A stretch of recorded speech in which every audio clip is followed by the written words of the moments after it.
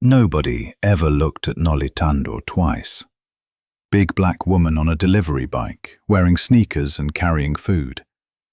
She was part of Seoul's invisible workforce. She'd made peace with that. But peace was shattered the moment she heard a Senegalese delegate trying to explain shipping routes in French, while a panicked translator made mistakes that would cost someone millions of won. She could have walked away. She'd quit caring about other people's problems 3 years ago, when life taught her that caring only brought pain. Except this time, walking away meant watching something completely preventable destroy itself. So she knocked. She spoke. And the Korean man with intelligent eyes and a desperate hope on his face offered her more money than she'd ever imagined, just to stay for 2 more hours. Nolitando kicked her bike stand down and grabbed the insulated bags from the back. 3 lunch orders for the Grand Lotus Hotel, room 402. She checked her phone. 12 minutes early. Perfect. The security guard at the delivery entrance barely looked at her.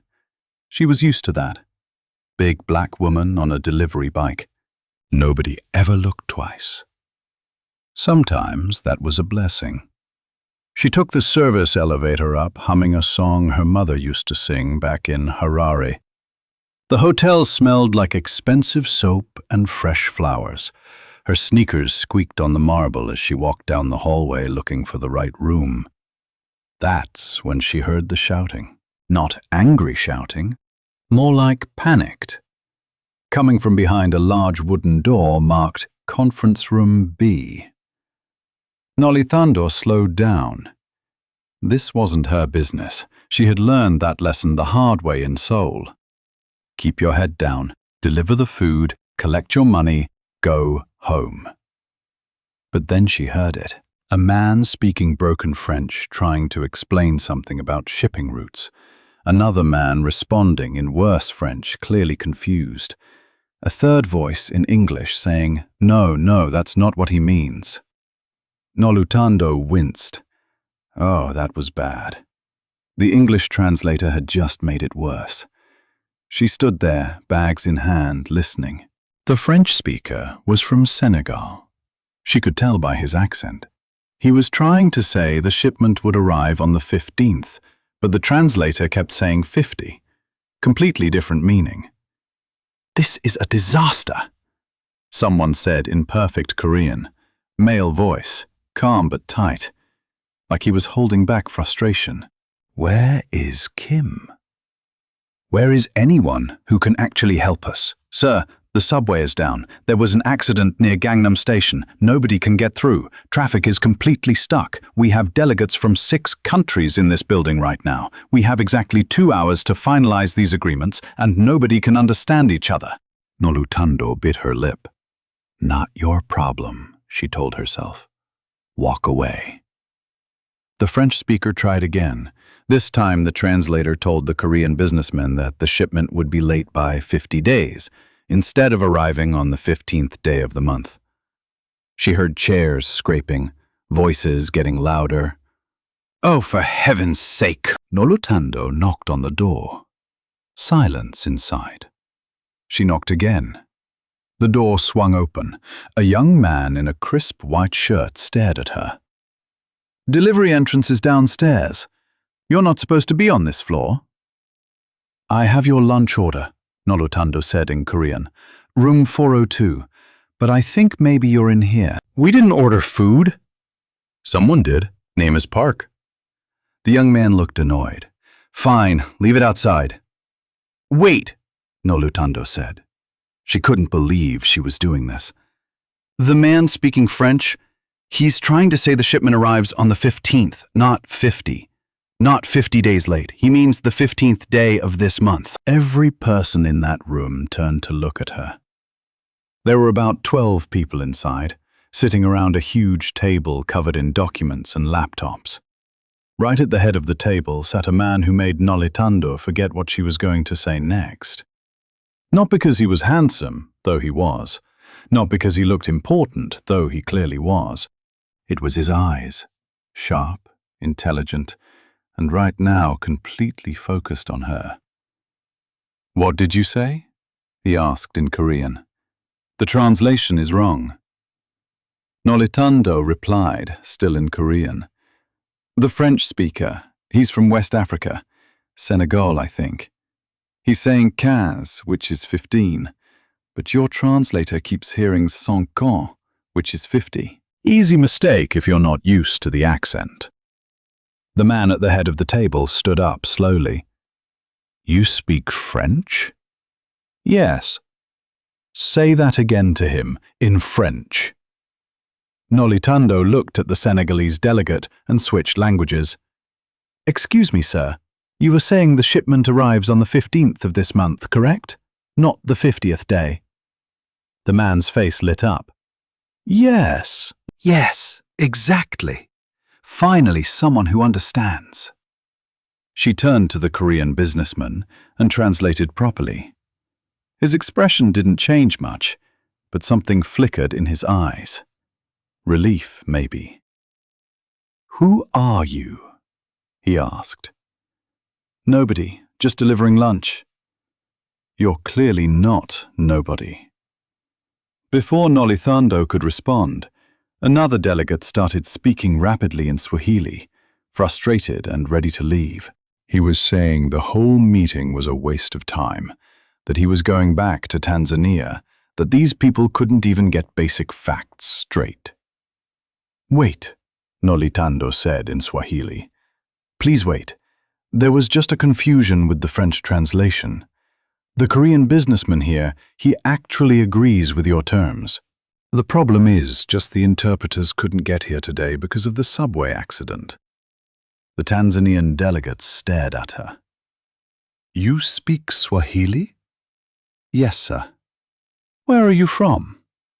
"Zimbabwe." He broke into a huge smile and started asking her about home, about Harare, about her family. Nolitando answered politely, very aware that everyone else in the room was watching her like she had just performed a magic trick. The Korean businessman came around the table. Up close, he was younger than she'd thought, maybe mid-30s. He moved like someone used to being in charge. "I'm Su To-yun," he said in English. "Nolitando Maseko," she replied, also in English. "How many languages do you speak, Ms. Maseko?" "5. "Which 5? "English, Korean, French, Swahili, and Amharic." One of the other Korean men at the table laughed. Not a nice laugh. "A delivery woman who speaks 5 languages? What is this, a joke?" Nolitando felt her face get hot. There it was. She'd been stupid to open her mouth. "Thank you for the correction," she said quietly, backing toward the door. "Your food is outside. Enjoy your lunch." "Wait," Duhan said, not loud but firm. "Don't leave. I have other deliveries. I'll pay you for your time. I really need to go, please." There was something in that word, not begging exactly, but close. This man, who clearly wasn't used to asking for anything, was asking her. The young man who'd opened the door said, "Sir, we can't just hire some random delivery person for an international negotiation." "Why not?" Do-hyun asked. "She's already done a better job than the professionals we hired. We don't know anything about her. We know she speaks 5 languages, and she's the only person in this building right now who can help us." He turned back to Nolitando. 2 hours. Help me get through this meeting. Name your price." Nolitando's phone buzzed. 3 more deliveries waiting. Her boss hated when she was late, but 2 hours of translation work would pay more than 2 weeks of delivery shifts. "How much?" she asked. 500,000 won. Her eyes went wide. That was nearly $400. "For 2 hours?" "Each hour," Do-hyun added. 1 million won total? Nolitando asked, just to be sure she heard right. "Yes." Someone in the room sucked in a breath. The rude Korean man from before said, "That's excessive." Do-hyun didn't even look at him. "Do we have an agreement, Ms. Moseko?" Every instinct told Nolithando to say no. Rich men offering lots of money, things that sounded too good to be true, they always came with strings attached. She'd learned that the hard way. But 1,000,000 won would cover her rent for 2 months. She could send money home to her sister. She could finally fix her bike's broken headlight. "I need to tell my boss I'll be late," she said. "Use my phone," Do-hyun offered his cell. "I have my own phone." She stepped into the hallway and called Mr. Kim, her delivery supervisor. He yelled at her for a full minute about responsibility and punctuality. She let him finish, then quit. Just like that. She'd been wanting to quit that job for 3 months anyway. When she came back into the conference room, Do-hyun was reorganizing the seating. "Ms. Moseko will sit here, between the delegates. She'll do real-time translation for us." "This is highly irregular," one of the Korean executives muttered. "So is hiring interpreters who can't navigate a subway closure." Do-hyun replied smoothly. "Shall we begin?" Before you find out what happens next, do me a quick favor. Hit that like button if you're enjoying this story so far. It really helps us know you want more stories like this one. All right, let's continue. The next 2 hours were the most intense work Noluchando had done in 3 years. A delegate from France would make a point about distribution networks. She'd translate to Korean for Do-hyun and his team. Then someone from Ethiopia would respond in Amharic about port access. She'd switch languages, explain the context, make sure the meaning came through clearly. Then the Tanzanian delegate would add something in Swahili about shipping schedules, and she'd translate that too. Her brain felt like it was sprinting, but it was a good feeling. Like muscles she'd forgotten she had were waking up. Do-hyun asked questions in Korean. She'd translate them into whichever language was needed. When the French delegate made a joke, she made sure to translate it properly so everyone could laugh. When the Ethiopian representative quoted a proverb, she explained the cultural meaning behind it. Slowly, the tension in the room dissolved. Agreements that had been stuck for weeks suddenly moved forward. Not because the terms changed, but because people finally understood each other clearly. At one point, the Senegalese delegate said something about contract terms that the French delegate disagreed with. They started arguing in French, getting louder and faster. One of the Korean executives looked panicked. "What are they saying?" "They're actually agreeing," Nolithando said calmly. "This is just how they debate. Give them a minute." Sure enough, 30 seconds later, both men were shaking hands and laughing. Do-hyun was watching her. She could feel his eyes on her every time she translated, every time she navigated a tricky phrase or cultural difference. It didn't make her nervous exactly, but it made her aware of herself in a way she didn't quite like. When the 2 hours were up, every major point had been settled. The delegates stood up, smiling, shaking hands, exchanging contact information. The Tanzanian man hugged Nolithando and told her she had to visit Dar es Salaam Sunday. The Ethiopian representative gave her his card and said if she ever needed anything to call him. As the room cleared out, Do-hyun's assistant, the young man in the white shirt, approached her. "I apologize for earlier. I underestimated you." "Most people do," Nolithando said. "I'm used to it." "Still, it was rude." She shrugged. "It's fine." Do-hyun came over holding an envelope. "Your payment. I added a bonus." "That wasn't necessary. You saved deals worth hundreds of millions of won. It's necessary." Nolithando took the envelope and peeked inside. He'd given her 1.5 million won instead of 1 million. "This is too much," she started to say. "It's not enough," Do-hyun interrupted. Miss Moseko, I have another proposal. Here it comes, she thought. The strings. I need someone with your skills on my team, permanently. I'm not looking for permanent work. Why not? Personal reasons. The pay would be excellent. Better than delivery work, certainly. I like delivery work. Nobody bothers me.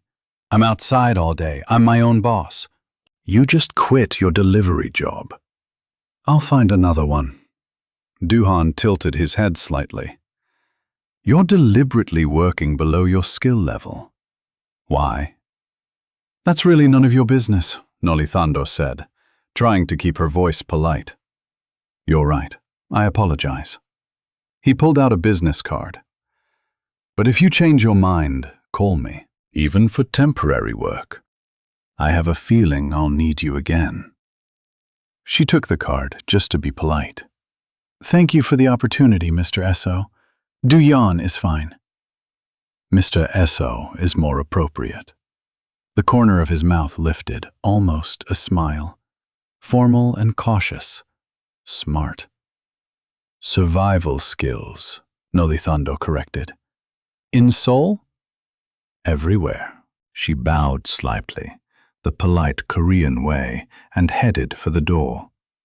Miss Moseka, he called after her. She turned. You have a gift. It's rare. I hope you're not wasting it. The words hit harder than they should have. She left without responding. Outside the hotel, Nolithando sat on her delivery bike for a long moment, just breathing. Her hands were shaking slightly. Not from nervousness, from adrenaline. She'd forgotten what it felt like to use her brain like that, to be good at something and have people recognize it. It had been 3 years since she'd done any real translation work. 3 years since she'd walked away from her graduate program in linguistics. 3 years since her father had called and said her younger sister was sick. The medical bills were piling up, and he needed money immediately. She dropped everything. Sold her textbooks, broke her lease, took the first paying job she could find. 'Cause that's what you did for family. But sitting there, outside that fancy hotel, holding enough money to cover 2 months of rent, Nolithando let herself wonder for just a second. What if? Her phone buzzed. A message from an unknown number. This is CEO Do Hyun's assistant, Kang Min-jun. Mr. CEO would like to know if you're available Thursday afternoon for another interpretation session. 3 hours maximum, same rate as today. Nolithando stared at the message. She should say no. She should find a new delivery job. Keep her head down. Stay out of the world of rich businessmen and international deals. But Thursday's session would be another $1.5 million won, maybe more with a bonus. Her sister needed surgery next month. Her father was too proud to ask for more money, but she knew the farm was struggling. She typed back, "What time on Thursday?" The reply came instantly. 2 p.m., same location. Dress code is business casual.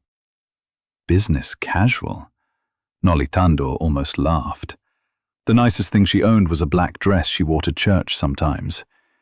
She'd have to figure something out. Thursday came faster than expected. Nolithando stood outside the Grand Lotus Hotel, wearing the black dress, a cardigan she'd borrowed from her roommate, and the same sneakers as before. She'd tried to find affordable dress shoes, but gave up. Sneakers would have to do.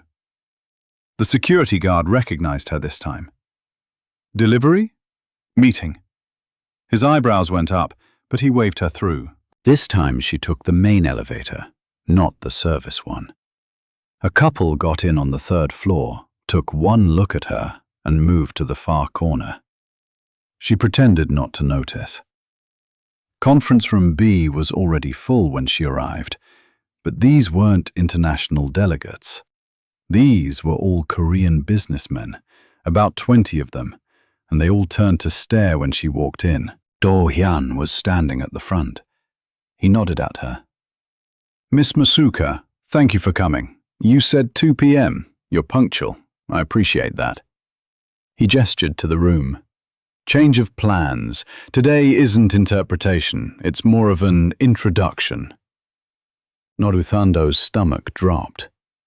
Introduction? These are my department heads and senior executives. I wanted them to meet you before we proceed. Proceed with what?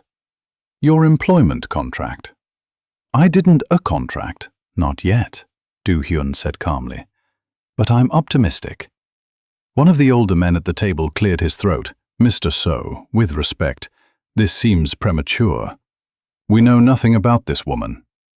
You know she speaks 5 languages fluently and saved us from a major contract disaster on Monday. What else do you need to know? Her education, her background, her references.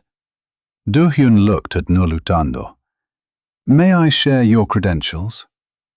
She hadn't given him her credentials. He saw her expression and smiled slightly. I had Min-jun do some research. I hope you don't mind. She minded very much, but didn't say so. Do-hyun addressed the room. Norutando Masuka graduated top of her class from the University of Zimbabwe with a degree in linguistics. She completed 2 years of a graduate program in translation and interpretation at Hankook University before withdrawing for personal reasons. She's been in Seoul for 3 years total. Why did she withdraw? Someone asked. Personal reasons, Do-hyun repeated, which are her business. If we're hiring her for a sensitive position, it becomes our business. Norutando spoke up. Family emergency. I needed to work full-time, that's all. What kind of emergency? The personal kind, she said firmly. A woman near the back, older with sharp eyes, said, You worked delivery for 3 years instead of using your degree. Why? Delivery jobs don't ask many questions.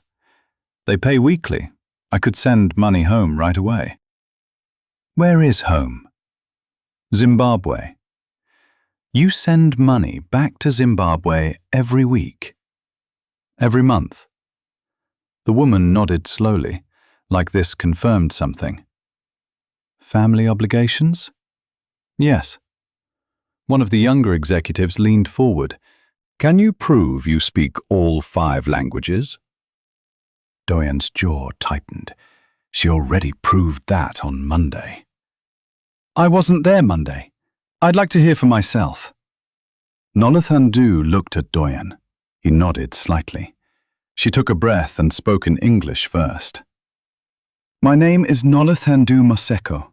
I'm 28 years old and I've been living in Seoul for 3 years. Then French. I learned French in school because Zimbabwe was surrounded by French-speaking countries. Then Swahili. I learned Swahili from my grandmother, who grew up in Tanzania. Then Amharic. I taught myself Amharic during university because I loved the way it sounded.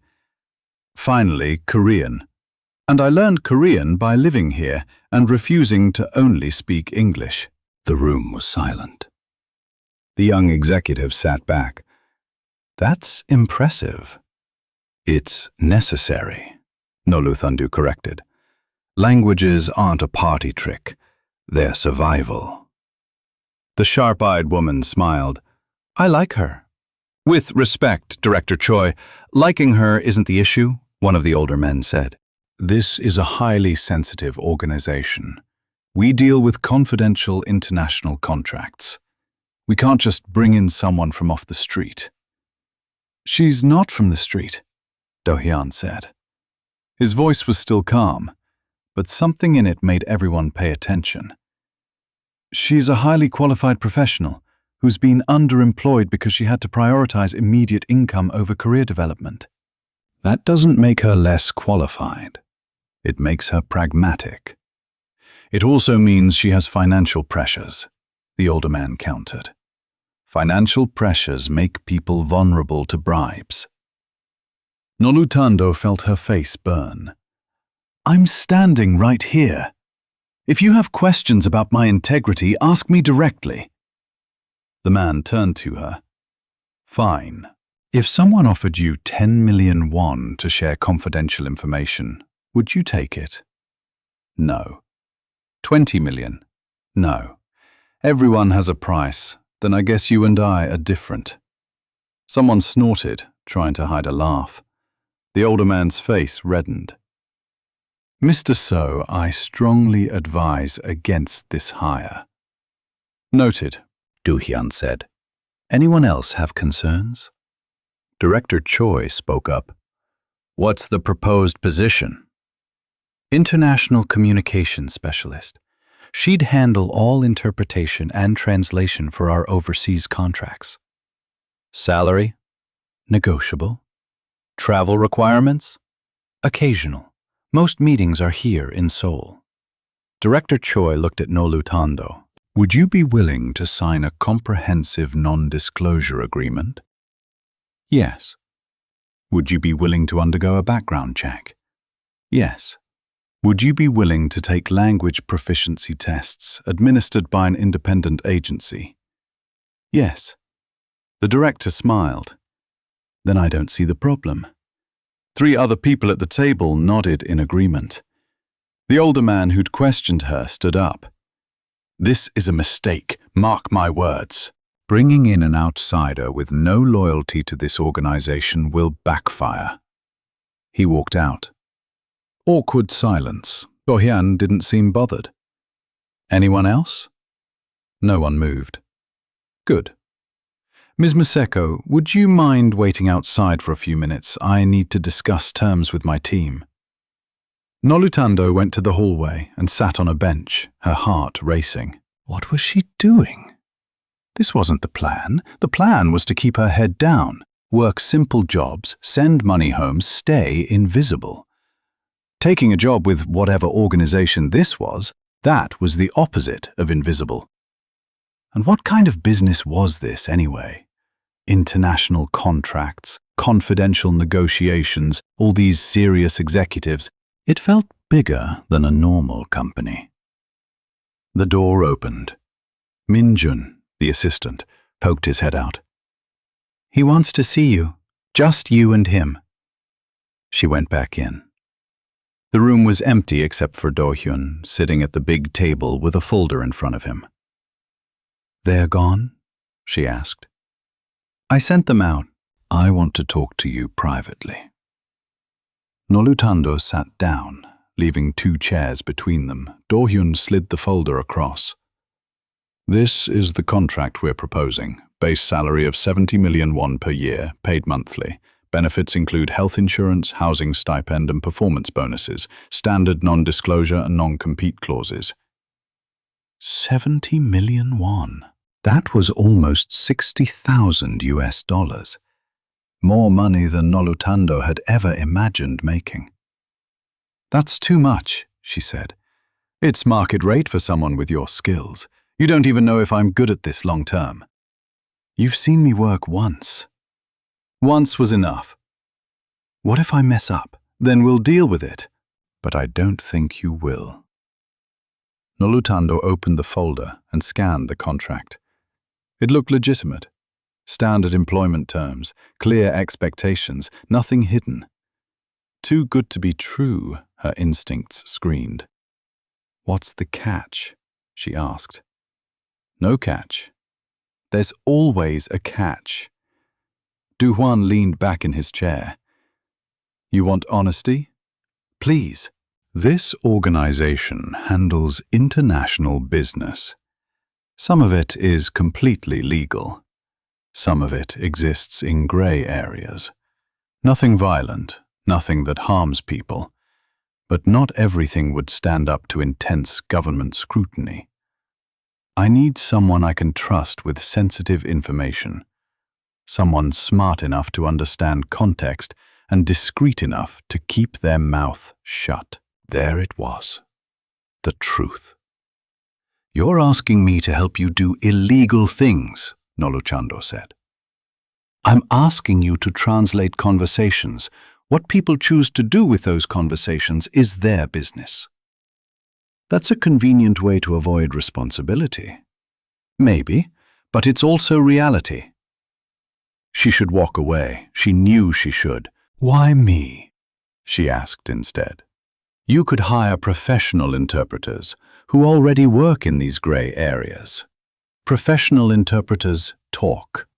They're hired by multiple clients. They hear things. They make connections. I need someone loyal to me specifically. You don't know if I'm loyal. Not yet. But I'm willing to take the risk if you are. Nolu Chando looked at the contract again. 70 million won per year. She could pay for her sister's surgery. She could send her father enough money to save the farm. She could maybe even go back and finish her graduate degree someday. All she had to do was compromise her principles just a little bit. I need time to think, she said. Take the weekend. Call me Monday with your decision. She stood up to leave. Miss Maseko, Do Hwan said. She turned. For what it's worth, I think you'd be excellent at this job, and I promise you wouldn't regret working for me. That was exactly what she was afraid of. That weekend, Nolu Tando didn't sleep much. She kept looking at the contract Do Hyun had let her take home. 70 million won. The number felt fake, like it would disappear if she looked away too long. Her roommate Maya, a teacher from the Philippines, knocked on her bedroom door Sunday night. You okay? You've been weird all weekend. I got a job offer. That's good, right? Better than the delivery thing? Much better. Too much better. Maya came in and sat on the bed. What's wrong with too good? Doesn't it seem suspicious? A guy I just met offers me more money than I've ever made just for translating. You speak 5 languages, Nolu. That's valuable. But what if he wants more than translation? Did he say anything inappropriate? No, he was completely professional. Did he look at you weird? No. Then maybe he just needs a translator, and you're qualified. Why is that hard to believe? Nolu Tando flopped back on her pillow. Because good things don't just happen to me. That's sad, and you should work on that, Maya said. But also, maybe it's time to let good things happen. You've been punishing yourself for 3 years. I'm not punishing myself. You took a job where people treat you like you're invisible. You work twice as hard as anyone else for half the respect. If that's not punishment, I don't know what is. Nolu Tando didn't have an answer for that. Monday morning, she called the number on Do Hyun's card. He answered on the second ring. Ms. Maseko. How did you know it was me? I was hoping it would be. What's your decision? She took a breath. I'll take the job. 3-month trial period. If either of us isn't happy after 3 months, I walk away with no hard feelings. Agreed. Can you start Wednesday? Wednesday? That's 2 days away. We have a meeting with Chinese investors Thursday. I need you prepared. What kind of preparation? Min Jun will send you the briefing documents today. Read everything. Memorize the key players. Understand the context. We'll do a practice run Wednesday afternoon. I don't speak Chinese. The investors speak English, but they also bring Korean and French translators who sometimes make convenient mistakes. I need you to catch those mistakes. Oh, so it was that kind of meeting. Understood, Nolu Tando said. Welcome to the team, Ms. Maseko. He hung up before she could respond. 2 hours later, Min Jun sent her 23 pages of briefing documents. Nolu Tando read them all twice, made notes, highlighted important sections. By Tuesday night, she had the key points memorized. Wednesday afternoon, she showed up at a different building, not the fancy hotel this time, but a regular office building in Gangnam. 10th floor, suite 1003. The door had no company name on it, just the number. Inside, it looked like any modern office. Desks, computers, people working quietly. Except everyone stopped and stared when she walked in. Min Jun appeared immediately. Ms. Maseko, welcome. Let me show you to your office. I have an office? Of course. He led her down a hallway to a small room with a desk, computer, and a window that looked out over the street. Nothing fancy, but it was clean and private. This is mine? Noluthandu asked. Yes. Computer password is on the sticky note. You'll need to change it after first login. Do you need anything? Coffee? Tea? I'm fine, thank you. Mr. CEO wants to see you at 3, conference room at the end of the hall. Min Jun left. Noluthandu sat at her desk and looked around her office. Her office. She'd never had an office before. The computer had translation software already installed, professional-grade programs that cost thousands of dollars. There were reference books on the shelf, dictionaries in all 5 of her languages, plus 3 more. Someone had prepared this space specifically for her. At 3 exactly, she went to the conference room. Du-heng was there with 3 other people. He gestured for her to sit. Miss Maseko, thank you for being punctual. These are my senior advisors. We're going to run through tomorrow's meeting, so you know what to expect. For the next 2 hours, they practiced. Someone would play the Chinese investor, someone else would play the translator, and they'd deliberately mistranslate something small. Noluthandu's job was to catch it. The first few times she missed the mistakes. They were subtle, changing a word here or there that shifted the meaning just slightly. But by the 10th run-through, she was catching everything. Good, Du-heng said. Tomorrow, don't interrupt. Just write down anything suspicious and show me during breaks. What if it's something urgent? Use your judgment. If the whole deal is about to collapse, speak up. If it's small, wait. Understood. One of the advisors, an older woman Noluthandu recognized from the previous meeting as Director Choi, said, You learn fast. I'm motivated, Noluthandu replied. Money? Rent, actually, and my sister's medical bills. Director Choi nodded approvingly. Honest, I like that. The meeting ended at 5.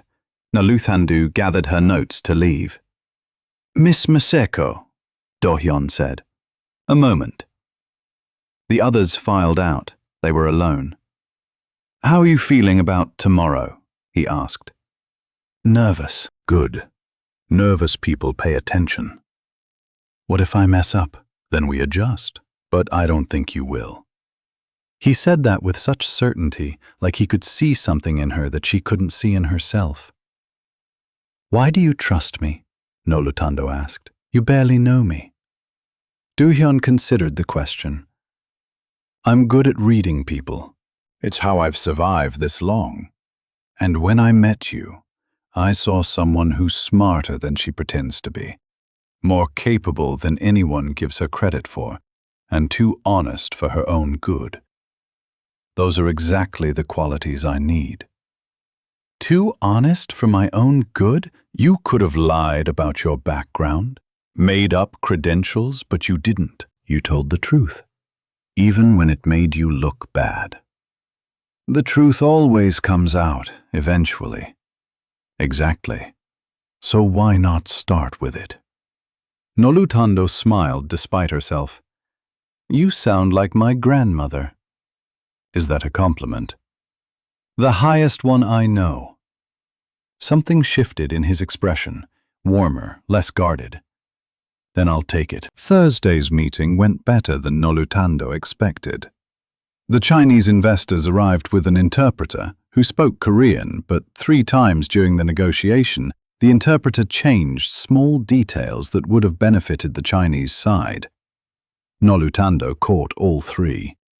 She wrote them down and slid the paper to Do-hyun during the lunch break. He read her notes, his face unreadable. Then he went back into the meeting and politely confronted the discrepancies. The Chinese investors looked shocked, had a heated discussion with their interpreter in Mandarin, and apologized. The rest of the meeting was perfectly honest. Afterward, Do-hyun found Noluthandu in her office. Excellent work, I just wrote down what I heard. You saved us about 40 million won in that contract. I'd say that's more than just writing things down. He put an envelope on her desk. What's this? She asked. Bonus. First successful assignment. She opened it. 5 million won. This is too much, she started. It's 5% of what you saved us. Standard performance bonus. Get used to it. He left before she could argue. Noluthandu stared at the envelope. 5 million won. Just like that. She could send half to her father, keep half for emergencies, or maybe buy some actual work clothes so she didn't have to keep borrowing from Maya. Her phone buzzed. A message from an unknown number. Congratulations on your first day. Heard you impressed everyone. If you ever want to work for a real organization, call me. The phone number followed. No name. Noluthandu deleted the message and blocked the number, but it bothered her. How did they know about her first day? How did they get her personal number? She mentioned it to Min Jun the next morning. His face went serious.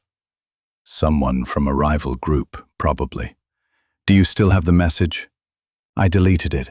If it happens again, don't delete. Show Mr. So immediately. It's that serious? You work for us now. That makes you a target for recruitment. Some groups are more aggressive than others about it. Great. Just what she needed. The first month passed in a blur. Noluthandu worked on 6 different international negotiations. She caught mistranslations, cultural misunderstandings, and 2 attempts at deliberate deception. Do-hyun's trust in her seemed to grow with each success. But not everyone was happy about it. There was an executive named Director Park, the older man who'd walked out of her interview. He made his disapproval clear at every opportunity. In meetings, he'd question her translations. Are you sure that's what they said? Yes, Director Park. It seems unlikely. I can play back the recording if you'd like to verify. He never took her up on that offer, but he never stopped questioning her either. Other staff members were subtly hostile. They'd speak too fast in Korean, then act surprised when she kept up. They'd leave her out of lunch groups. One woman made a comment about how the office dress code was apparently optional now, looking pointedly at Noluthandu's simple clothes. She ignored most of it. She dealt with worse. But it wore on her. 3 weeks in, she was working late on a translation document when Do-hyun knocked on her office door. You're still here, he said. Deadline tomorrow. The deadline is flexible. I prefer to finish early. He came in and sat in the chair across from her desk. How are you adjusting? Fine. You're a terrible liar. Noluthandu looked up. Excuse me? I've noticed the cold shoulders, the comments. I can address it if you want. Please don't. Why not? Because then I'm the person who can't handle herself and needs the boss to fight her battles. It'll make everything worse. Do-hyun frowned. They shouldn't be treating you that way. They're protecting their territory. I'm an outsider who got fast-tracked into a position most of them worked years to approach. Of course they resent me. That doesn't make it acceptable. No, but it makes it understandable. He was quiet for a moment. You're more forgiving than I'd be. I'm practical. Fighting people I have to work with every day sounds exhausting. So what's your strategy? Do excellent work, be professional, wait for them to get used to me. And if they don't? Noluthandu shrugged. Then I'll still have done excellent work and been professional. That's all I can control. Do-hyun smiled. My grandmother would have liked you. Past tense? She passed away 5 years ago. I'm sorry. She was the one who taught me that respect isn't given, it's earned. Sounds like you learned the same lesson. My grandmother is still teaching me. She calls every Sunday to make sure I'm going to church and eating vegetables. Are you going to church and eating vegetables? Church, yes. Vegetables sometimes. Honest answer. You said you value honesty. I do. They sat in comfortable silence for a moment. Then Do Ha-yoon stood. Go home, Miss Maseko.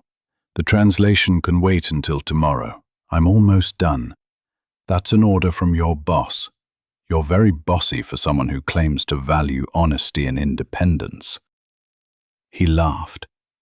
Actually laughed. It changed his whole face, made him look younger.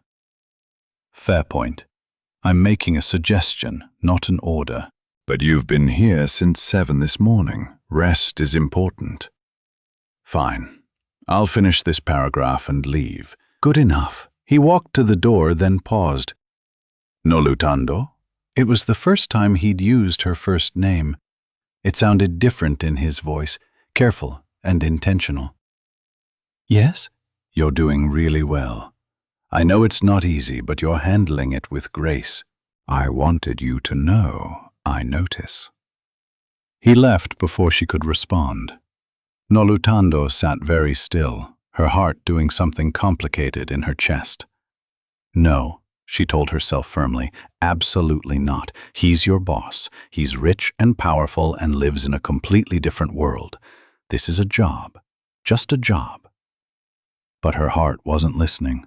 By week 6, things started to shift. A negotiation with French distributors went sideways when their representatives started yelling about disrespect.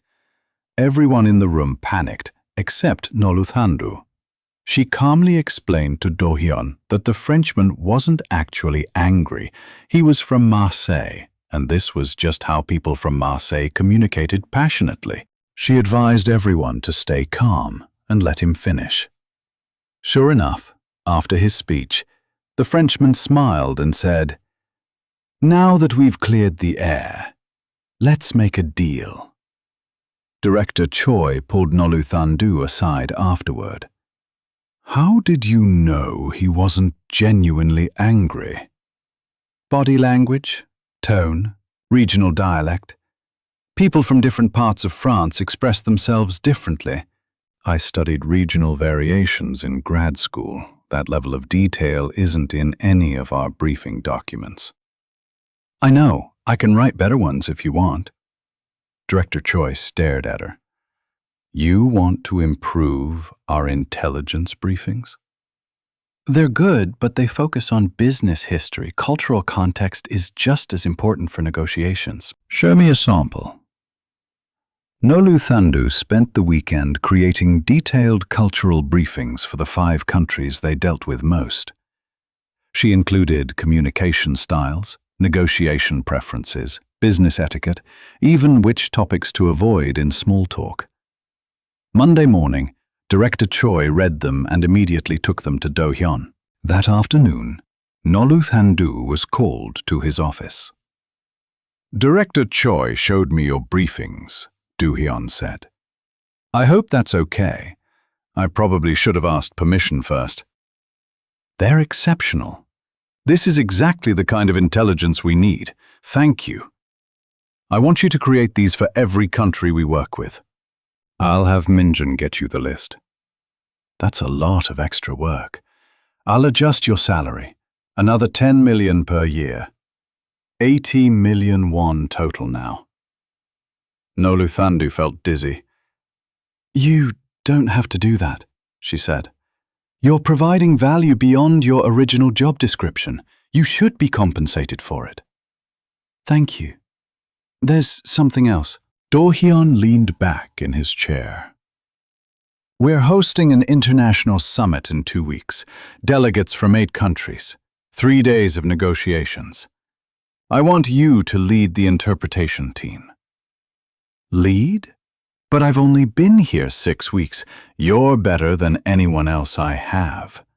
The others won't like reporting to me. The others will do their jobs or find new ones. He said it so simply, like it was obvious. I don't want to create more problems, Noluthandu said carefully. You're not creating problems. You're solving them. There's a difference.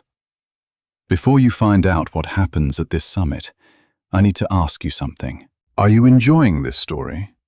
Drop a comment and let me know what you think is going to happen next. I love reading your predictions. Okay, back to the story. The next 2 weeks were intense. Noluthandu coordinated with 4 other translators, created briefing documents for all 8 countries, and prepared contingency plans for every possible communication breakdown. She worked 12-hour days. Do-hyun did too, and they often ended up being the last 2 people in the office. One night, close to midnight, he found her asleep at her desk. "Noluthandu," he said gently. She jerked awake. "Sorry, I wasn't sleeping, You were exhausted. Come on, I'll drive you home. I can take the subway." "The subway stopped running an hour ago." "Then I'll get a taxi." "I'm offering you a ride. Why is that difficult?" "Because being alone in a car with you sounds dangerous for my ability to maintain professional boundaries." Noluthandu thought, but didn't say. "It's out of your way," she said instead. "You don't know where I live." "You probably live somewhere nice in Gangnam. I live in Nausum. That's absolutely out of your way. I don't mind." She was too tired to argue. "Fine. Thank you." His car was nice but not flashy. Clean, comfortable, smelled like coffee. He drove carefully, not fast and aggressive like a lot of Seoul drivers. They didn't talk much. Noluthandu gave directions and looked out the window. When they reached her building, old and paint-chipped but clean, Do-hyun said, "This is it?" "Don't start. I wasn't going to say anything. You were thinking it." "I was thinking you should live somewhere with better security." "This building has security. Mr. Kim downstairs." "He's 70 and deaf in one ear, but he's very dedicated." Do-hyun smiled. "Still, the company offers housing stipends. You should use yours. I like my neighborhood. My roommate is here. My church is 2 blocks away." Understood. She got out of the car. "Thank you for the ride." "Noluthandu," he said. She ducked her head back in. "Yes?" "You're going to do great at the summit. Stop worrying." "I'm not worried." "You're a terrible liar, remember?" She smiled despite herself. "Good night, Mr. CEO, Do-hyun." "That's still not appropriate. We're not in the office. You're still my boss." "Fair enough. Good night, Ms. Masiko." She watched him drive away before going inside. Maya was still awake, marking papers in the living room. "Was that a man who just dropped you off?" "My boss." "Your boss drives you home at midnight?" "I fell asleep at work. He offered a ride." Maya grinned. "Is he handsome?" "That's irrelevant, so yes." "I didn't say that." "You didn't have to. Your face said it." Noluthandu threw a couch pillow at her. "I'm going to bed." "You like him?" "I like my paycheck, that's all." But lying in bed, Noluthandu couldn't stop thinking about the way Do-hyun had said her name. Gently, like it mattered. "Stop it," she told herself. "He's being nice because you work hard. That's all this is." Still, it had been a long time since anyone had been that kind to her. The summit started on a Wednesday. 8 countries, 27 delegates, 3 days of complex negotiations about shipping routes and distribution networks. Noluthandu coordinated everything. She assigned translators to specific languages, set up the schedule, prepared materials. When the French translator called in sick the morning of day 1, she covered French herself while managing the rest of the team. Do-hyun watched her handle it all with calm efficiency. She caught him staring once and raised an eyebrow.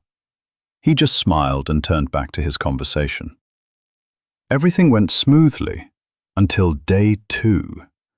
A delegate from Kenya and a delegate from South Africa got into an argument about territorial distribution.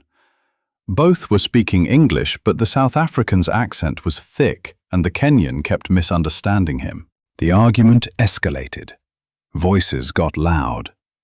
Noluthando stepped in. "Gentlemen, excuse me, I think there's a comprehension issue." "I understand him perfectly fine," the Kenyan delegate snapped. "He's trying to cut us out of the eastern routes. I'm doing no such thing," the South African replied hotly. "May I?" Noluthando asked. When both men nodded, she turned to the South African. "Can you repeat your proposal, but slowly?" He did.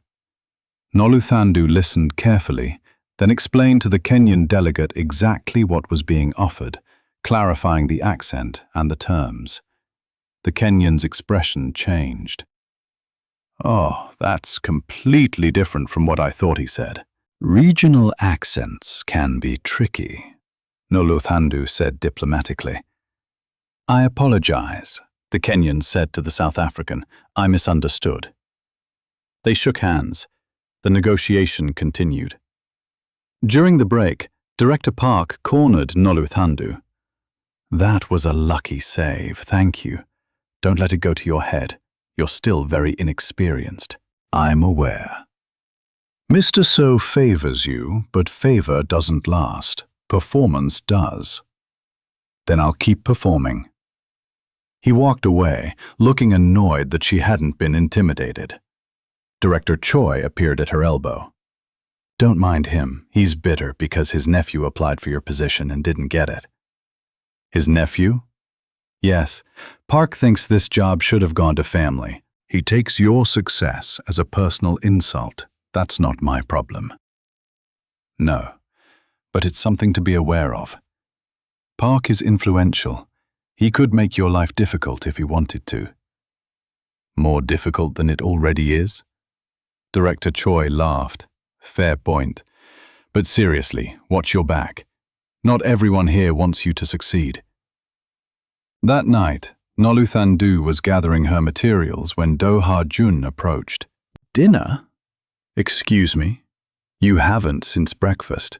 The negotiations go until 9 tomorrow. You need food. I'll grab something on the way home. There's a good restaurant 2 blocks from here. My treat." "That's not necessary." "Necessary? No, but I'm hungry, and eating alone is boring. Come with me." It wasn't really a question. They ended up at a small Korean barbecue place, the kind where you cook your own meat at the table. It was busy and loud, the opposite of fancy. "I thought you'd pick somewhere expensive," Noluthando said. "Why?" "You're rich." "Rich people like cheap food too." "This place has the best pork belly in Seoul." He was right. The food was incredible. They talked about the summit, about translation challenges, about cultural differences. Do-hyun asked about her family. She told him about her sister's illness, her father's farm, her grandmother's Sunday phone calls. "You're sending most of your salary home, aren't you?" he asked. "Not most. About half." "That's generous. That's family." "Still, you should keep more for yourself." "I keep enough." "Do you?" He gestured at her clothes, which were the same basic black pants and blouse she wore most days. "When's the last time you bought something you wanted instead of needed?" "I don't really want anything." "Everyone wants something." Noluthando thought about it. "I'd like to go back to school someday. Finish my graduate degree." "Why don't you?" "No time. No money for tuition. The company has a continuing education program. We'll pay for employees to take classes." "Really?" "Really. Talk to HR. They'll set it up." Her chest felt tight. "Why are you so nice to me?" Do-hyun looked surprised. "I'm not particularly nice. I'm just treating you fairly. Same thing. No, it's not. Fair is the baseline. Nice is extra. Then most people don't even meet the baseline. That's depressing. That's reality. He was quiet for a moment. Then he said, "You deserve better than baseline, Nolitando." The way he said her name made her stomach flip. "Dangerous," she reminded herself. "This is dangerous. We should get back," she said, standing up abruptly. "Big day tomorrow." If Do-hyun noticed her sudden retreat, he didn't comment. He paid the bill and drove her home again. This time, when she got out of the car, he said, "Thank you for dinner." "You paid. I meant the company." She smiled. "Good night, Do-hyun." It slipped out without thinking. His first name instead of Mr. Saul. He smiled back, slow and genuine. "Good night, Nolitando." She went inside feeling like she'd just made a terrible mistake, or maybe a wonderful one. She couldn't tell which. Day 3 of the summit went perfectly.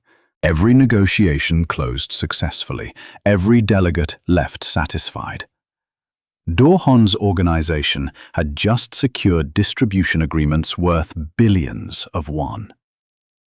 There was a small celebration in the office afterward. Someone ordered champagne. Director Choi made a toast praising the interpretation team, specifically mentioning Nolitando's leadership. People actually clapped. Even Director Park gave her a stiff nod of acknowledgement. Nolitando felt something unfamiliar. Pride, maybe. Or just relief that she hadn't messed everything up. Do-hyun found her as people were leaving. "Can I see you in my office?" Her stomach dropped. That sounded ominous. His office was bigger than hers, with a view of the city. He closed the door behind them. "Did I do something wrong?" Nolitando asked. "What? No, the opposite." He handed her an envelope. "Your bonus for the summit." She opened it. 15 million won. This is too much, she said automatically. It's 5% of your base salary, which is standard for successful major projects. Actually, it should be more, but HR has rules. I can't accept this. You can, and you will. You earned it. Do-hyun, you led a team through a complex international summit with 0 mistakes. You prevented at least 2 major conflicts. You made this organization look professional and competent. That's worth 15 million won and more. She didn't know what to say. There's something else, he continued. I want to offer you a permanent contract. Not a trial period, full-time, full benefits, with a clause that guarantees your position for minimum 2 years. Why? Because you're exceptional at this job, and I don't want to risk losing you. You barely know me. It's been 2 months. 2 months is long enough to recognize talent. Nolitando looked at the envelope in her hands, at this man who saw abilities in her that most people missed, at this opportunity that seemed too perfect to be real. Can I think about it? She asked. Of course. Take your time. She turned to leave. Nolitando, he said. She paused at the door. I hope you say yes. There was something in his voice, something that sounded like it mattered to him personally, not just professionally. I'll let you know soon, she promised. That night she called her grandmother in Zimbabwe. Mbuya, I need advice. You always need advice. Tell me. Nolitando explained the job, the money, the opportunity. She left out the part about Do-hyun making her heart do complicated things. Her grandmother listened quietly. Then she said, What are you afraid of? That it's too good to be true? Or are you afraid that it is true and you might actually deserve it? Nolitando sat with that question. You've been punishing yourself for 3 years, her grandmother continued, because you had to leave school, because you couldn't save your mother, because you think you failed somehow. Mbuya, let me finish. You didn't fail. You made choices to help your family, brave choices. But now you have a chance to help your family and yourself. Why won't you take it? what if I mess up? Then you mess up, and then you fix it, but starving yourself of opportunity because you're afraid. That's not wisdom. That's just fear. After they hung up, Nolutando sat in her small room and thought about fear. She'd been afraid for so long. Afraid of being noticed, afraid of taking up space, afraid of wanting more than survival. Maybe her grandmother was right. Maybe it was time to stop being afraid. Friday morning, she walked into Do-hon's office. "I accept," she said. "The permanent contract. I accept." He smiled, and it transformed his entire face. "Good. I'll have HR draw up the papers, on one condition." His eyebrows rose. "You're negotiating with me. You said you value honesty." "I do. What's your condition?" "If people here continue to treat me badly because you favor me, I need you to step back. I can't do my job if everyone thinks I only have this position because the boss likes me." Something flickered in his eyes. "Is that what you think? That I only hired you because I like you? I think you hired me because I'm good at my job, but other people might not see it that way. Then other people are wrong. That doesn't change how they'll treat me." Do-han came around his desk. "Nolitando, look at me." She did. "I gave you this job because you're the most talented linguist I've ever met, because you're intelligent, professional, and you work harder than anyone else here. My personal feelings, whatever they might be, have nothing to do with your qualifications." Her heart was racing. What personal feelings? He held her gaze. "That's a conversation for another time. Right now, I'm your boss and you're my employee. That's the only relationship that matters professionally, but personally? Personally, I think you're remarkable. But I'm not going to pursue anything that might compromise your position here or make you uncomfortable." Nolitando should have felt relieved. Instead, she felt disappointed. "Okay," she said quietly. "Okay? Professional relationship, that makes sense. It's the right thing to do, I know." They stood there for a long moment, the air between them charged with things neither of them was saying. Finally, Do-han stepped back. "Welcome to the permanent team, Miss Maseko." The formality was deliberate, creating distance. "Thank you, Mr. Seo." She left his office feeling like something important had just happened. She just wasn't sure if it was good or bad. 3 months passed. Nolitando settled into her permanent role. She led the interpretation team on 12 successful negotiations. Her cultural briefings became required reading for everyone in the international division. Director Choi started inviting her to strategy meetings. She even bought new work clothes, nothing fancy, but professional. Maya helped her pick out pieces that fit well and made her feel confident. The hostility from some staff members faded, not completely, but enough. They saw her work, saw her results, and slowly accepted that maybe she deserved to be there. Director Park remained cold, but stopped openly challenging her. Do-hyun maintained careful professional distance. They worked together constantly, but he never crossed the line. No more late-night dinners, no more personal conversations, just work. It should have made things easier. It didn't. Nolitando caught herself watching him during meetings, noticing small things, the way he listened when people talked, really listened.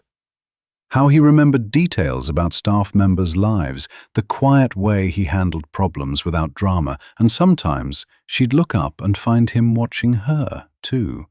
Then they'd both look away and pretended it hadn't happened. It was torture. Maya noticed, "You're miserable." "I'm fine. You like him and he likes you, and you're both pretending you don't. It's painful to watch." "He's my boss, so quit and date him." "I need this job, then keep the job and suffer." "Those are your options." Nolitando threw a pillow at her, again. In late November, she got another message from an unknown number. Your boss is using you. We can offer better. Meet me at Cafe Aurum tomorrow at 3. She showed it to Min-jun immediately. He showed Do-hyun. Do-hyun's face went hard. Did you respond? No. Good. Don't. Should I block the number? No, keep it. We might need it later. For what? Evidence if things escalate. That sounded ominous. Do you think they will? Escalate? Do Ha-jun's expression softened slightly. I think you're valuable, which makes you a target, but we'll handle it, don't worry. Easy for him to say. 2 days later, she got a third message. This one had a photo attached. Her, leaving Do-hyun's car outside her apartment building. The caption read, "Does your boss drive all his employees home, or just the special ones?" Her blood went cold. They were watching her. She showed Do-hyun immediately. This time he looked genuinely angry. "This is harassment," he said. "Should I go to the police?" "Not yet. Let me handle it first." "How?" "I'll make some calls, send a message that you're off limits. And if they don't listen, they will." He said it with such certainty, like he had the power to make people listen. Maybe he did. Nezuko tried to focus on work and ignore the creeping anxiety. Someone was watching her, taking photos, trying to intimidate her or recruit her or something. She started looking over her shoulder on the street, taking different routes home, being careful. Do-hyun noticed. Of course he did. "Has there been more contact?" he asked one afternoon. "No." "But you're worried." "Someone is following me, taking pictures. Yes, I'm worried." "I can arrange security." "Absolutely not. That'll just make it worse." "How?" "Then everyone will know I'm important enough to threaten. Right now, maybe they're just fishing. Security makes it real." Do-hyun frowned, but didn't argue. "At least let Min-jun walk you to your bike at night." "That's unnecessary. Humor me." So Min-jun started walking her out. He was nice about it, chatting casually like they just happened to be leaving at the same time. But Noluthandu knew it was protection. December arrived with freezing weather and the year's biggest contract negotiation. Do-hyun's organization was finalizing a massive deal with partners from 7 countries. Everything they'd worked toward all year came down to this one meeting. Noluthandu coordinated the interpretation for 2 weeks straight. She barely slept. The details had to be perfect. The meeting was scheduled for December 15th. 3 days, multiple sessions, millions of won on the line.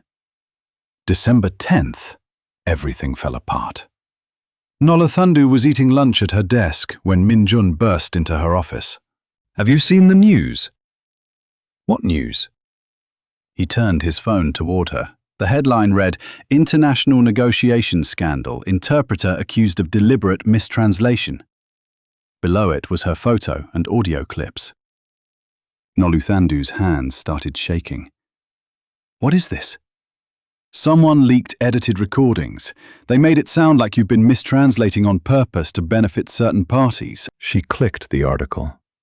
There were 3 audio samples, each showing her translating something, then a caption claiming she'd deliberately changed the meaning. Her heart sank. The clips were real, her voice, her translations, but they were cut and edited to remove context, making innocent mistakes sound like intentional deception. "This isn't what happened," she said. "I know. These are edited." "I know. Who did this?" "We're trying to find out." Do-hyun appeared in the doorway. His face was controlled, but his eyes were furious. "My office, now." She followed him, feeling like she might throw up. Inside, with the door closed, he said, "I know this is fake." "Do you?" "Yes, I was in those meetings. I know what really happened." but the recordings are edited professionally. Someone wanted to destroy your credibility right before our biggest negotiation. The December 15th meeting? Yes. Noluthandu sat down heavily. This is bad. It's a problem, but we'll fix it. How? The story is already out. People are sharing it. Our partners are going to see this. Then we'll prove it's false. How? She repeated. Original recordings, timestamps, evidence of editing. We'll expose whoever did this. That takes time. The meeting's in 5 days. Do Hye-jun's jaw tightened. I'm not cancelling. Maybe you should.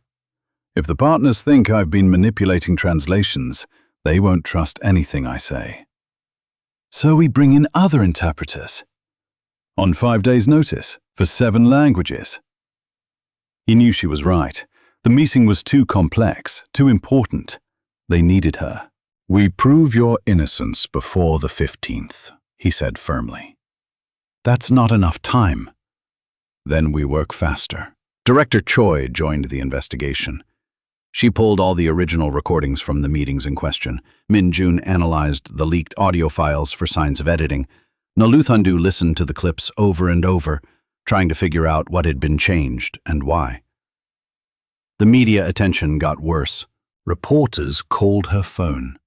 Someone found out where she lived and knocked on her apartment door. Maya had to chase them away. This is insane, Maya said. Who would do this to you? Someone who wants me gone. Your boss's rivals, maybe. Or someone inside the company. That thought had been growing. The leaked recordings were from internal meetings. Someone with access had done this. But who? Director Park was the obvious suspect. He'd hated her from the beginning. But would he sabotage the company's biggest deal just to hurt her? On December 12th, 3 days before the meeting, Noluthandu found the first real clue. She was analyzing the edited audio when she noticed something. A tiny sound in the background of one clip. Someone coughing. She enhanced it, played it back. The cough had a word in it, Korean, specific dialect. She grabbed her language notes and cross-referenced, Busan dialect. Whoever edited this recording was from Busan or spent significant time there. She made a list of everyone in the office from Busan. 4 people. Including Director Park's assistant. Now they were getting somewhere. She showed Do-hyun. Look at this. He listened to the enhanced audio. That's Busan dialect. Yes, which means the person who edited this is either from there or learned Korean there. Director Park is from Seoul, but his assistant isn't. Do-hyun's eyes narrowed. Lee. His name is Lee Sang-woo. Can we access his computer? Not legally without cause, but you could do it illegally. I could, but anything we found wouldn't be admissible. I don't need admissible. I need proof. Do-hyun looked at her for a long moment. You're sure about this? No, but it's the best lead we have. If we're wrong, we've just invaded an employee's privacy for nothing. And if we're right, we stop whoever is trying to destroy me and this deal. He made a decision. I'll have someone check his computer tonight. That night felt endless. Noluthandu couldn't sleep. She kept refreshing the news, watching the scandal spread. Business partners were calling Do-hyun, demanding explanations. Some were threatening to pull out of the December 15th meeting. Everything she'd worked for was collapsing. At 2 in the morning, Do-hyun called her. We found it! Her heart leapt. Found what? The editing software on Lee's computer, and the original files. He did this. Why? We're bringing him in now. We'll find out. An hour later, Do-hyun called again. Lee confessed. Director Park ordered it. Noluthandu closed her eyes. She'd been right. Park wanted you discredited before the big meeting. He thought if you failed publicly, Do-hyun would have to fire you. Then Park's nephew could take your position. That's insane. That's ambition without ethics. What happens now? Now we go public with the truth. We have Lee's confession, the original recordings, everything. I'm calling a press conference for tomorrow morning. Will the partners believe it? They'll have to. The evidence is clear. But Noluth Handu knew evidence didn't always matter. Sometimes the scandal stuck, regardless of truth. The press conference was brutal. Do-hyun presented the evidence calmly and thoroughly. He showed the original recordings, proved the edits, explained the conspiracy. Reporters asked horrible questions. How do we know you're not covering for her? Why should we believe you over the leaked evidence? Isn't it convenient that you found this proof right before your big meeting? Do-hyun answered every question with patience Noluth Handu didn't know he had. She sat beside him, silent, trying not to cry. At the end, a reporter asked her directly, "Miss Maseko, did you ever deliberately mistranslate anything?" "No," she said clearly, "never." "How can we trust you? You can't. Trust isn't given, it's earned. All I can do is continue doing my job with integrity and let my work speak for itself." It wasn't a perfect answer, but it was honest. The press conference ended. Do-hyun's PR team released statements. Director Park and his assistant were fired immediately. But the damage was done. 2 of the 7 international partners pulled out of the December 15th meeting. They said they needed time to review the situation. Do-hyun was losing millions because of her. "I should resign," Nolitando said that afternoon. "No, I'm destroying your business. Park destroyed this, not you. But I'm the reason he did it. He did it because he's corrupt and petty. That's not your fault. The partners don't trust me anymore. Some don't, others do. We'll work with the ones who stayed." Do-hyun, no. He stood up from his desk and came around to face her. "You're not quitting. You're not running away. You're going to walk into that meeting on the 15th and do what you do best." "What if I can't?" "You can. How do you know? Because I've watched you handle impossible situations for 4 months. Because you're the strongest person I know. Because you don't give up." His faith in her was overwhelming. "I'm scared," she admitted. "I know. Do it anyway." December 15th arrived, 5 countries instead of 7, still significant but smaller than planned. Nolitando dressed carefully. Professional clothes, neat hair, confident posture, even though inside she was terrified. The delegates arrived. Some looked at her suspiciously, others smiled and greeted her warmly. The Kenyan delegate, who she'd helped months ago, shook her hand firmly. "I never believed those accusations," he said. "You're too good at your job to need to cheat." It helped a little. The meeting started. Nolutando translated carefully, precisely. Every word mattered. She couldn't afford a single mistake. 2 hours in, the French delegate said something about shipping percentages. Nolutando translated it accurately, but Do-hwan's new assistant, the temporary replacement for Park's team, wrote down different numbers.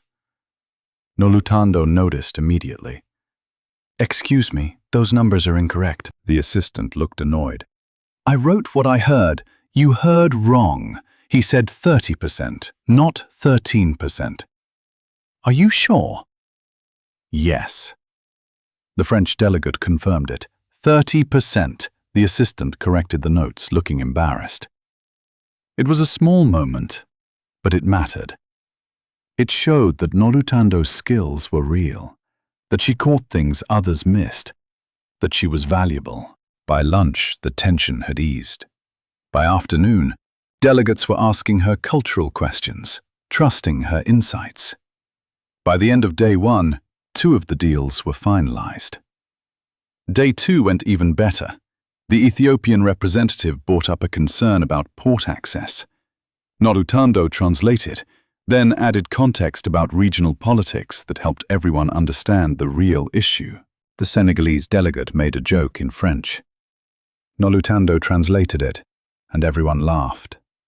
Slowly, the room remembered why Du Juan had hired her. During a break, Director Choi pulled her aside. "You're doing brilliantly." "Thank you. I mean it. After everything that happened, you could have fallen apart, but you didn't. You're stronger than people gave you credit for. I had good support. You had people who believed in you, but the strength was always yours." On the 3rd day, something unexpected happened. A delegate from Tanzania asked a complicated question about distribution networks. The question was in Swahili, but it referenced a concept that didn't translate directly. Nolutando explained it in Korean, then in English for the other delegates. But she also explained the cultural context, why this particular issue mattered to East African partners, and how to address it respectfully. The Tanzanian delegate looked impressed. "You understand?" "I try," Nolutando said. "No, you really understand. Not just the words, the meaning behind them." Du Hyun was watching from across the room. He caught her eye and smiled. That smile made her feel like she could do anything. By the end of day 3, every remaining deal was finalized. 5 countries, billions of won in contracts, everything successful. The delegates left happy. Several gave Nolutando their personal contact information and said they'd request her specifically for future negotiations. When the last person left, the office erupted in celebration. Director Choi hugged Nolutando. Min Jun brought champagne. Even staff members who had been cold to her before congratulated her warmly. She'd done it. She'd survived the scandal and proved herself. Do-hyun found her as the celebration was winding down. "My office?" Her stomach flipped. "Okay." Inside, he closed the door and turned to face her. "That was extraordinary," he said. "We lost 2 countries. We kept 5 and strengthened those relationships beyond what they were before. That's a win." "I'm glad you think so, Nolutando." He stepped closer. "I need to say something." Her heart was racing. "What?" "Watching you this week, watching you handle everything with such grace and strength, watching you refuse to give up even when you had every reason to. I've never been more impressed by anyone. Thank you. I'm not finished." He took a breath. "I've been trying very hard to maintain professional distance, to be just your boss and nothing more. But I can't do it anymore. Do-hand, let me finish. You're brilliant. You're kind. You work harder than anyone I've ever met. You make everyone around you better just by being there. And somewhere along the way, I stopped seeing you as just an employee. I started seeing you as someone I couldn't imagine my life without." Then Nolutando couldn't breathe. "I know this is complicated," he continued. "I'm your boss, there are power dynamics and professional ethics and 100 reasons this is a bad idea. But I can't keep pretending I don't feel this way. So I'm telling you. And if you don't feel the same, I'll accept that and we'll go back to just professional." But I had to say it. She stared at him. "Say something," he said quietly. "I thought you wanted to keep things professional." "I did. I was trying to protect you and protect myself, honestly." "From what?" "From wanting something I thought I couldn't have." Nolutando's hands were shaking. "What if I want the same thing?" His eyes lit up. "Do you?" "I've been trying not to. You're my boss. You're rich and important, and you live in a completely different world than me. There are so many reasons this doesn't make sense, but But I can't stop thinking about you. I can't stop noticing every little thing you do. I can't stop feeling like maybe, just maybe, this could be something real." Do-hyun smiled, and it was like the sun coming out. "So, what do we do?" "I don't know. This is complicated." "Everything worth having is complicated." "What about work? What about everyone in the office?" "We'll figure it out, together." "What if it doesn't work out?" "Then we'll handle that too. But I'd rather try and fail than never try at all." Nolutando took a shaky breath. "This is scary, I know. I'm not good at this. Relationships, trusting people. I'm not going anywhere. Take all the time you need." She looked at him, really looked at him, this man who'd seen her potential when everyone else saw a delivery woman, who'd defended her, trusted her, believed in her even when she didn't believe in herself. "Okay," she said. "Okay, let's try. Whatever this is, let's try." He reached for her hand carefully, giving her time to pull away. She didn't. His hand was warm and steady, just like him. "We'll take it slow," he said. "Figure things out as we go. No special treatment at work." "Agreed. And if people gossip, let them. We know the truth." Nolutando squeezed his hand. "I can't believe this is happening." "Believe it." They stood there, holding hands in his office, and for the first time in 4 months, Nolutando let herself feel hopeful. Before we finish this story, I want to ask you something. If you've made it this far, you're clearly invested in Nolutando and Do-hyun's story. Do me a favor and hit that subscribe button. I post stories like this regularly, and I promise you won't regret it. Now, let me tell you how things turned out. 6 months later, Nolutando was leading negotiation with partners from 9 countries, the biggest meeting of her career. She wore a tailored suit that actually fit. Her hair was styled professionally. She carried herself with confidence that came from knowing she was exactly where she belonged. The negotiation went perfectly. She navigated 3 languages, prevented 2 cultural misunderstandings, and helped close deals worth more than she'd ever imagined. When it ended, Do-hyun caught her eye from across the room and smiled. That private smile, just for her. They'd been officially together for 4 months now. The office had figured it out within 2 weeks, but surprisingly, the gossip wasn't bad. Mostly people just said they'd seen it coming. Director Choi had pulled Nolutando aside and said, "You're good for him. He's been different since you came here. Happier." Nolutando had started taking evening classes at Hankook University. 2 courses toward finishing her graduate degree. Do-hyun helped her study sometimes, quizzing her on linguistic theory while they ate takeout in her apartment. Her sister's surgery had been successful. The medical bills were paid. Her father's farm was stable. For the first time in years, Nolutando wasn't just surviving. She was thriving. That evening, Do-hyun took her to dinner. Not the cheap barbecue place, though they still went there sometimes. Tonight was fancier, a French restaurant overlooking the Han River. "What's the occasion?" Nolutando asked. "Does there need to be one?" "You're being suspicious." "I'm being romantic. There's a difference." She laughed. That phrase had become a running joke between them. Over dessert, he said, "I have something for you." "Do-hyun, we talked about expensive gifts. It's not expensive. Well, not very expensive."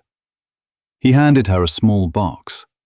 Inside was a delicate necklace, a simple pendant shaped like a book. "For the linguist," he said, "who taught me that words matter, that understanding each other is the most important thing we can do." Nolutando's eyes filled with tears. "It's perfect. I had one more thing made." He pulled out a second pendant, this one shaped like a key. This one is mine. A key because you unlocked something in me I didn't know was locked. You made me believe in partnerships, in trust, in letting someone see the real me. She was fully crying now. I love you, he said simply. I know it's only been 6 months, and maybe it's too soon to say it, but I do. I love you. Nolutando reached across the table and took his hand. I love you too. Even though you're bossy and you pay for everything and you never let me win arguments. You win arguments constantly because I'm always right. He laughed. See? Even now you're winning. They sat there, hands linked across the table, and Nolutando thought about how far she'd come. A year ago, she'd been invisible, a delivery woman nobody noticed. Now she was the head of international communications for a major organization. She was respected, valued, seen.